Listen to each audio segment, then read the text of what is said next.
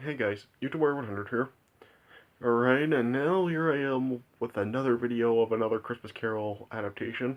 Now I'm gonna be talking about the 1984 Christmas Carol. So, yeah, this is probably one of the most well-known versions and now. I mean, yeah, a lot of people really do seem to remember this adaptation, especially like today when they think of Christmas Carol. Role adaptations. I mean, yeah, this is probably one of the most famous, and yeah, this is a pretty good movie. Or here, yeah. I mean, it does have some pretty good acting to it. I mean, it's not really much about this that's really different from like the previous adaptations that I've already talked about.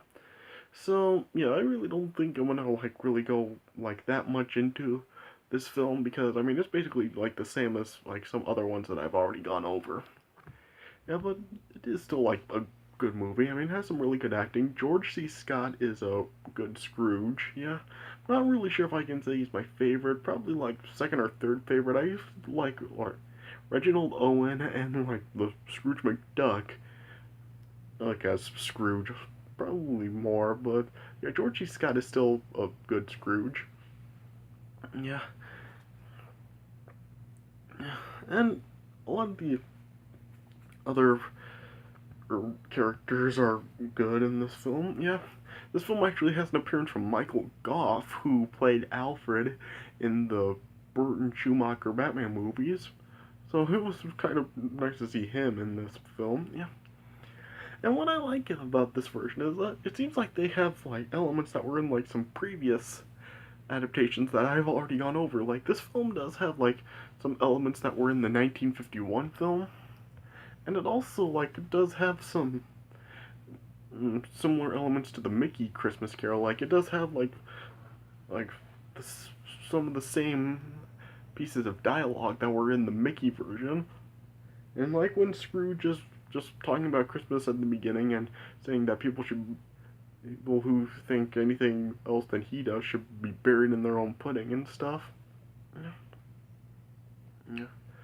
And it does have like other like other elements from the that were in the Mickey Christmas Carol also, and it does also have other elements from the 1951 film also. Like this film actually like has Scrooge actually waiting until the next day after Christmas to actually like reveal his changes to Cratchit, and also keep it a mystery that he sent Cratchit and his family that turkey. Yeah, and then it does have like other similar elements that were in the 1951 film also, like the ending of this film where it shows like Scrooge is basically like a second father figure to Tiny Tim. And so yeah, it does have other elements like that too. In this film it also like has Jacob Marley still like with the huge chain wrapped around his torso like in Scrooge, but yeah, but this time the chain around him does look better than how it did in the Scrooge film. Yeah. This version, The Ghost of Christmas Past, is like kind of has like an angel appearance to yeah. And yeah, well, in this version, like The Ghost of Christmas Past, when The Ghost of Christmas Past takes Scrooge to visit his earlier memories, it shows him once again at his school, and this time it actually shows his father actually coming along with his sister to bring him home for Christmas. And this one also like shows that uh, Scrooge's sister Fan had actually died after she gave birth to Fred. And yeah, yeah. And in this version, like Scrooge is like love past love is named Belle, and it turns out that this like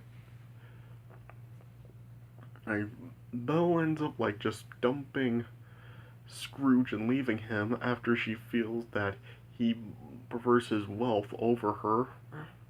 And this version actually has kind of like an interesting way for Scrooge to really like get rid of the Ghost of Christmas Past. How Scrooge just like takes the huge cap and just like places it over the ghost, and like the ghost just disappears. And with the Ghost of Christmas Present, it's basically just like the same stuff I've already talked about in the previous versions, where the Ghost of Christmas Present shows Scrooge like the position Cratchit is in and the small food portions that he is able to give his family. And once again, this version like shows when the Ghost of Christmas Present shows Scrooge like the two kids, ignorance and want, basically just the Ghost of Christmas Present is once again telling Scrooge about the evils of those kids. And once again, when the Ghost of Christmas Future arrives, it's like the Ghost of Christmas Future is just like showing Scrooge the future when he dies, and Scrooge is unaware that people are just like talking about his death. And then in this version, it's shown that a lot of Scrooge's belongings were actually stolen and brought to old Joe. Oh yeah. And this version, like once again, like it shows that Tiny Tim has died, and just like it shows the family mourning the death. And then the Ghost of Christmas Future then just shows Scrooge that he'll die also, and it actually does a good job at like just like building up to when Scrooge discovers it's him. Like at first, just the the gravestone is just covered with snow, and then Scrooge wipes off the snow, and then it reveals his name, and just the music that plays when it's revealed that it's Scrooge's grave is actually really fits the scene really well.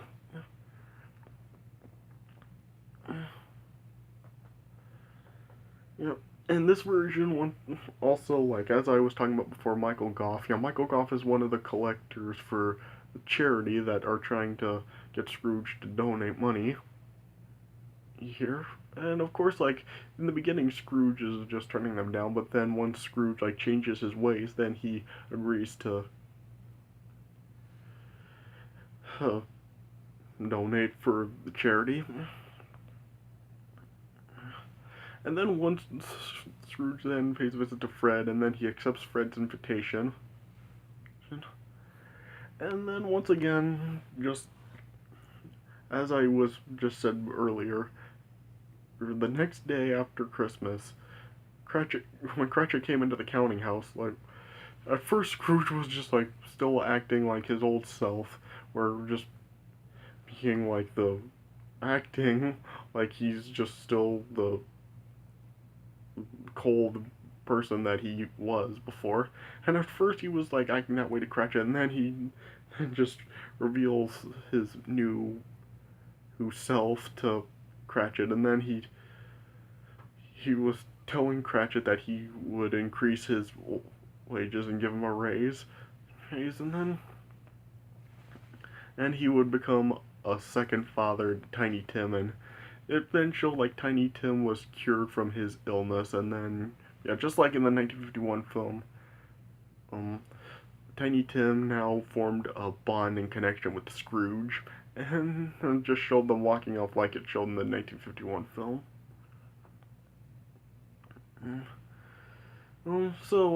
Yeah, this is like still a pretty good film of A Christmas Carol. Yeah, I'm not really sure if I can say it's my favorite one so far, but it is still pretty good. I'd probably say this is probably this is probably in the top 5 best Christmas Carol movies of all time. I mean, it is a really good movie to watch. Yeah, um, yeah, it has all like as I've said before, good acting.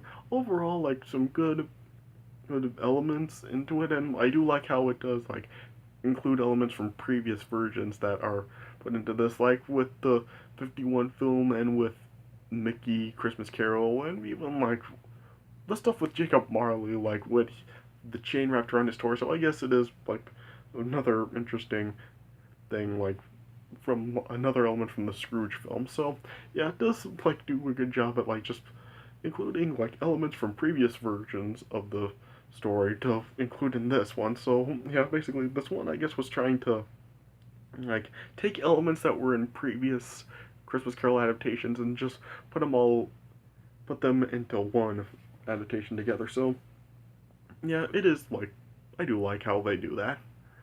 So yeah, it is. Yeah, so yeah, overall a pretty good movie. If you do like Christmas Carol, and if you are a fan of the story, I would say that you'll enjoy this version. Alright, so yeah, I guess that's all I really have to say about this. This really was not that long of a video. This was only about like 11 minutes, so yeah, but yeah, as I said before, this one just really has basically just the same stuff as the previous ones did. So I guess I really didn't have to talk too much about it, this one. But yeah, still really good, the Christmas Carol film. Alright, so I hope you guys enjoyed this video, all of my thoughts on the 1984 Christmas Carol. So yeah, thanks for watching, and I'll see you guys later.